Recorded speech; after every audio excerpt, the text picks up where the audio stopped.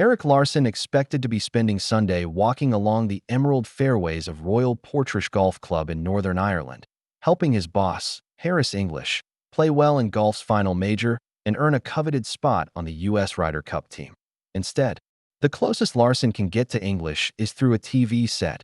Larson was unable to obtain a new electronic travel authority visa for travel to the UK, a regulation that now applies to Americans.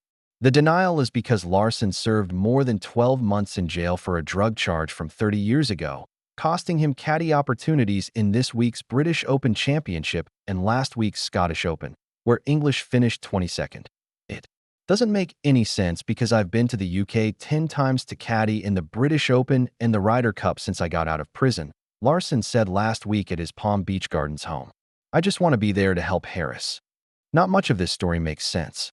Larson moved to West Palm Beach in 1979, playing on the Palm Beach State College golf team for a year, hoping to go to a 4-year university and eventually play on the PGA Tour.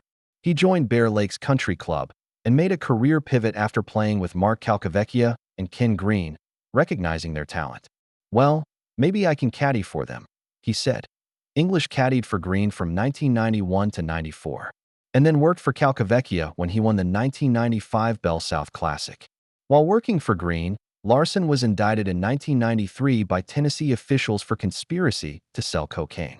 He was acquitted in that case, but was indicted again for a case in Michigan that he wasn't a big-time dealer or user, Larson insists. He was just trying to help some old friends and make some cash. Because the drug in the Michigan case had crossed state lines, it became a federal charge.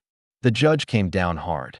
13 years in federal prison, 5 years of probation, and a $25,000 fine.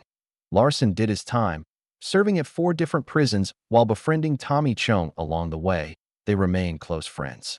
Calcavecchia was the only one to visit Larson at all 4 prisons and promised him his old job when he got out. Larson was released in late 2005 and started working in the Bear Lakes bag room during probation, which was reduced to 20 months, for good behavior, so he could return to his profession as a traveling caddy sooner. In 2007, Calcavecchia, with Larson carrying his clubs, won the PGA Tour event at Innisbrook, netting Larson a 6-figure payday and a new lease on life.